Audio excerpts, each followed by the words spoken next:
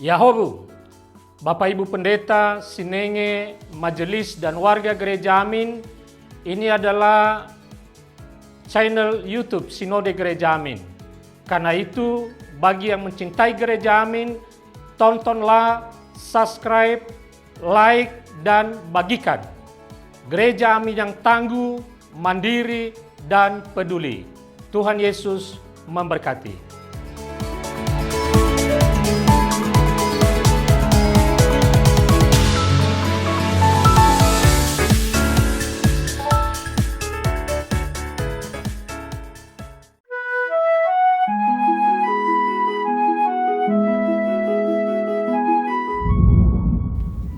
Sahabat EKB, senang dapat kembali menjumpai saudara dalam acara Wasiat Kekal, berupa renungan firman Tuhan yang memandu kehidupan kita.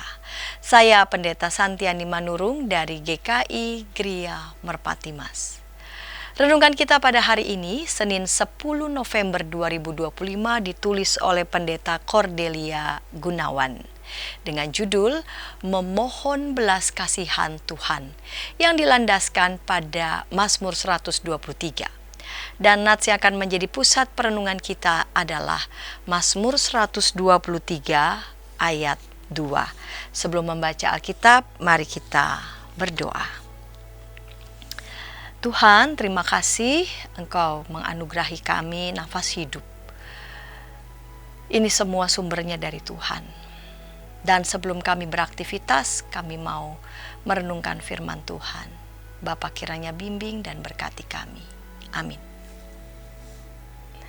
Sahabat, saya akan bacakan untuk kita Mazmur 123 ayat 2. Dengarkanlah firman Tuhan.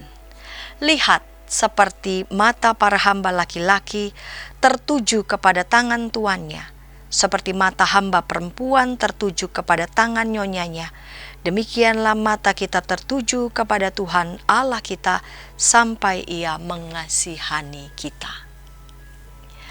Sahabat, self-serving bias adalah sebuah istilah dalam psikologi yang merujuk pada kecenderungan manusia untuk menyalahkan faktor eksternal ketika mengalami hal-hal buruk dan memberikan penghargaan kepada diri sendiri ketika hal-hal baik terjadi.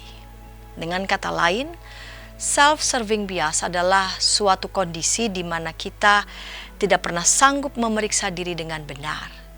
Kita akan selalu menganggap diri kita benar, sedangkan orang lain salah.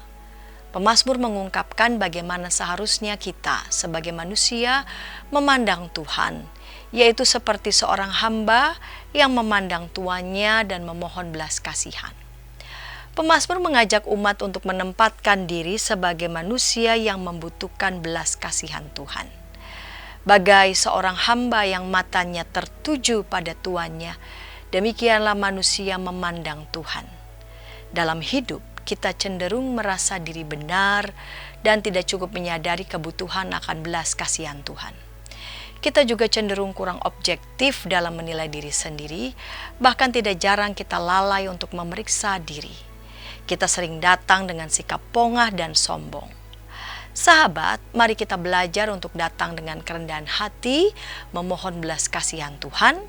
Mari kita ubah cara kita berdoa, tidak hanya datang untuk meminta, tetapi juga dengan menyadari betapa kita membutuhkan kasih dan belas kasihan Tuhan. Mari kita berdoa. Tuhan, kami membutuhkan belas kasihan-Mu. Ajar kami agar kami selalu boleh menyadari bahwa Tuhan bersama dengan kami, bahwa Tuhan berkenan mau membentuk kami selama kami juga mau dibentuk oleh Tuhan. Terima kasih ya Tuhan, ajar kami agar kami juga boleh selalu mohon belas kasihan Tuhan dengan segala kerendahan hati kami. Amin. Demikian renungan kita hari ini. Jangan lupa subscribe, like, dan bagikan kepada sebanyak mungkin orang. Dan jika ada di antara sahabat YKB TV yang ingin didoakan, sila menyampaikan pokok doa saudara ke nomor 0812 8188 9191. Tuhan memberkati kita.